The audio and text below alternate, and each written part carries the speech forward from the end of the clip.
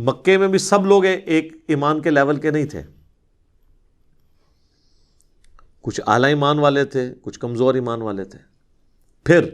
مدینے میں بھی آ کے اگر مدینے کے بھی کوئی مسلمان اس میں مراد دیے جائیں تو اس میں بھی سب ایک لیول کے نہیں تھے، جن کی اتنا تزکیہ ہوا ہو ان کو اب مشکل نظر آ رہی تھی۔ یہ تو جب تکلیف سامنے آتی ہے پھر پتہ چلتا ہے۔ اس کانٹیکسٹ میں میں نے اکثر جو حدیث بیان کی ہے حضرت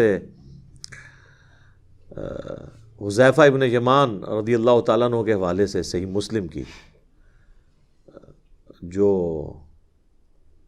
غزوہ خندق کے موقع پر، تو وہ تیرے ہوتے جنم لیا ہوتا تو آپ نے دیکھا ان کے لیے کتنا مشکل وقت تھا۔ رازدار رسول ہیں، کامل الایمان مومن ہیں، تو صحیح مسلم میں موجود ہے کہ کچھ تابعین آ کے کہتے ہیں کہ آپ کتنے خوش نصیب ہیں کہ آپ اللہ کے نبی کے ساتھ نمازیں پڑھتے تھے، قتال کرتے تھے، کاش ہم نے بھی وہ زمانہ پایا ہوتا تو ہم اللہ کے نبی کا ساتھ دیتے۔ تو حضرت حذیفہ ابن یمان نے کہا کہ یہ اتنا آسان کام نہیں ہے، تو میں ایک واقعہ سناتا ہوں کہ سخت سردیوں کی رات تھی، غزوہ خندق کے موقع پر اللہ کے نبی علیہ السلام نے کہا کہ کون ہے جو اس وقت اٹھ کر کافروں کی جاسوسی کر کے ان کی خبر مجھے دے اور قیامت والے دن میرا ساتھ اسے نصیب ہو۔ تو یہاں تو میرے لیے تقریباً سارا پاکستان ہی کھڑا ہو جاتا، اس لیے کہ نہ تو جانا ہے نہ کھڑا ہونا ہے کی ضرورت ہے، اے سی والے کمروں میں بیٹھ کے یہ واقعات سنانے ہیں۔ تو سیدنا حذیفہ کہتے ہیں کہ کوئی شخص بھی نہیں کھڑا ہوا۔ نبی علیہ السلام نے دوسری دفعہ اناؤنسمنٹ کی کہ کون ہے کہ جو اس وقت جا کے کافروں کی جاسوسی کرے ایک سردیوں کی رات میں اور قیامت کے دن اللہ کے نبی کا ساتھ اسے نصیب ہو۔ اس سے بڑی کوئی چیز ہو سکتی ہے؟ اللہ کے نبی کا ساتھ، شفاعت، جنت الفردوس میں حضور کا ساتھ۔ کوئی بھی نہیں کھڑا ہوا، تیسری دفعہ بھی کوئی نہیں کھڑا ہوا، چوتھی دفعہ حضور نے کہا حذیفہ، تو کہتے ہیں میں نے دل میں سوچا کہ اب تو اٹھنا پڑے گا، اب تو اسپیسیفکلی حکم، اب تو ایمان والا معاملہ ہے۔ پہلے تو کوئی بھاگنے کی گنجائش تھی کیونکہ جنرل حکم تھا۔ تو کہتے ہیں کہ میں اٹھا تو حضور علیہ السلام نے فرمایا کہ جاؤ کافروں کی جا کے جاسوسی کر کے مجھے خبر دو، اور دیکھنا کوئی ایسی ویسی حرکت نہیں کرنی ہے کہ ہمارے لیے بعد میں تم مصیبت کوئی کھڑی کرے دینا۔ تو کہتے ہیں کہ میں اٹھا تو اس وقت بڑے بوجھل دل کے ساتھ اٹھا، لیکن جیسے ہی اٹھا تو مجھے ایک نا نظر آنے والا کمبل جس طرح کے اڑا دیا گیا، وہ گویا کہ میں ایک گرم حمام میں داخل ہو گیا، یعنی یہ ایک معجزہ ظاہر ہوا اللہ کی طرف سے۔ اور کہتے ہیں میں اسی طریقے سے باہر نکل گیا، مجھے کوئی ٹھنڈ نہیں لگ رہی ہے، مجھے یوں لگ رہا ہے جس طرح میں گرم حمام کے اندر کسی کنٹرول انوائرمنٹ میں چل رہا ہوں۔ حتیٰ کہ میں نے کافروں کو دیکھا کہ وہ رات کے وقت اپنے نیزے اور تیر وغیرہ اور تلوار وغیرہ یہ تیز کر رہے ہیں، اور کہتے ہیں ایک لمحے کے لیے تو ابو سفیان میرے تیر کے نشانے پہ بھی آ گیا، اور میں نے ارادہ کیا کہ میں اس کا کام تو ختم کروں نا، کیونکہ وہ سردار تھا کافروں کی طرف سے۔ پھر مجھے حضور کی نصیحت یاد آئی کہ کوئی نواں موازنہ کھول کے آ جائیں، تو میں پھر رک گیا۔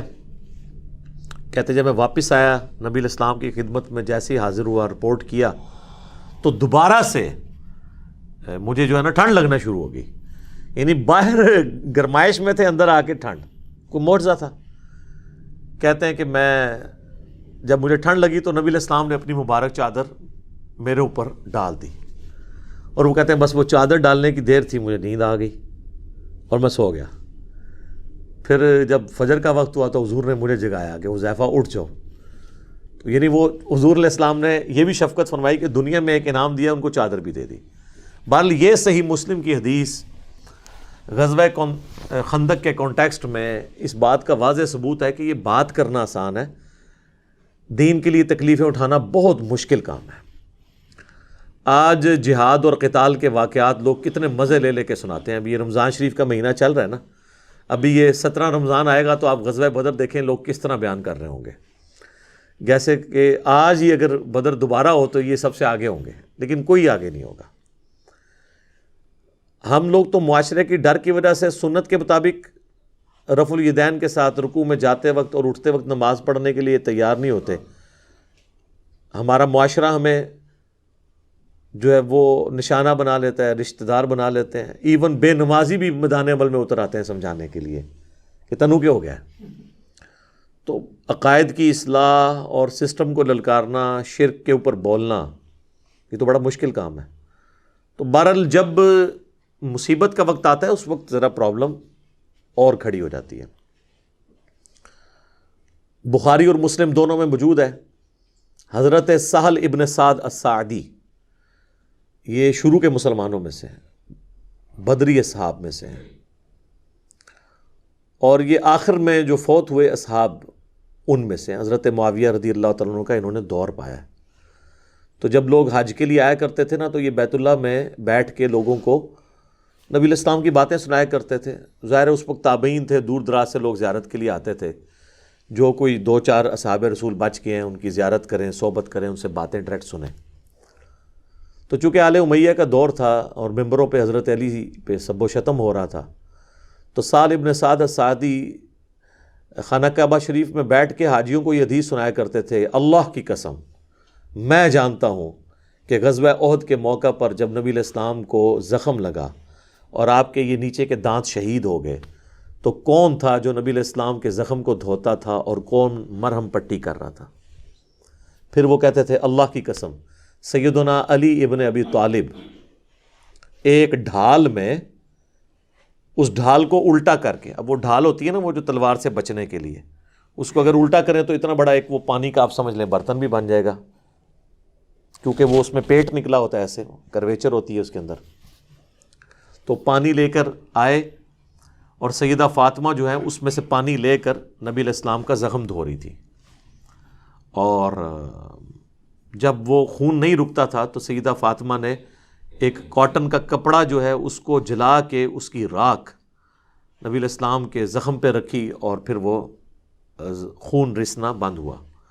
اور ظاہر ہے وہ اتنا زیادہ خون آپ کا بہہ گیا تھا کہ بلڈ پریشر لاس ہونے کی وجہ سے نبی علیہ السلام بے ہوش ہو گئے تھے۔ اسی وجہ سے نبی علیہ السلام کی شہادت کی افواہ بھی پھیل گئی تھی، جس پہ وہ پھر آیت سورہ آل عمران کی بعد میں اللہ تعالیٰ نے کمنٹری کے طور پہ نازل کی نا 144، وما محمد الا رسول قد خلت من قبلہ الرسل افإن مات او قتل، محمد تو نہیں مگر ایک رسول، اگر یہ مر جائیں اور پاکستان میں وصال فرما جائیں، ترجمہ یہ کرتے ہیں وہ، یا جنگ میں قتل کر دیے جائیں یعنی شہید ہو جائیں، تو کیا تم اپنے دین سے الٹے قدم پھر جاؤ گے؟ تو جو کوئی تم میں دین سے الٹے قدم پھرے گا اللہ کا کچھ نہیں بگاڑ سکے گا، اور اللہ تعالیٰ جزا دے گا ثابت قدم رہنے والوں کو، اہل ایمان کو۔ تو یہ آیت اس موقع پہ نازل ہوئی، اور اسی موقع پہ آپ دیکھیں کہ صحیح بخاری میں آتا ہے کہ حضرت عثمان غنی رضی اللہ تعالیٰ عنہ غزوہ احد میں جب بھگدڑ مچی تو اس میں بھاگنے والوں میں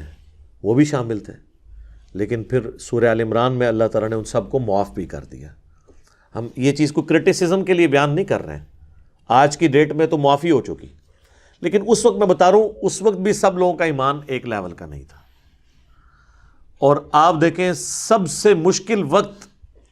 نبی علیہ السلام پہ تھا، کیونکہ ان کی ٹارگٹ تو حضور کی ذات تھی نا۔ اس مشکل وقت میں بھی حضور علیہ السلام کے ساتھ جو لوگ کھڑے ہوئے تھے وہ ہیں اعلیٰ ایمان والے لوگ، اور ان میں ٹاپ آف دا لسٹ نبی علیہ السلام کے اہل بیت، سیدنا علی ہیں، سیدہ فاطمہ ہیں، سیدنا ابوبکر و عمر بھی تھے۔ یہ جو رافضی پراپوگنڈا کرتے ہیں کہ وہ بھاگ گئے تھے، وہ ان میں شامل نہیں تھے۔ جتنی بات درست ہے وہ درست ہے، البتہ ظاہر ہے کہ جس طریقے کا ساتھ نبی علیہ السلام کا اہل البیت کر رہے تھے وہ تو ظاہر ہے کوئی کر بھی نہیں سکتا نا۔ اس کی جینون ریزن ہے کہ اولاد سے زیادہ ماں باپ کا غم کسی اور کو ہو نہیں سکتا۔ تو حضور علیہ السلام تو ایک باپ کی جگہ تھے حضرت علی کے لیے، پرورش کی ہوئی تھی ان کی، سیدہ فاطمہ تو ویسے ہی بیٹی تھی۔ تو اس مشکل وقت میں بھی سب لوگوں کا ایمان ایک لیول کا نہیں تھا۔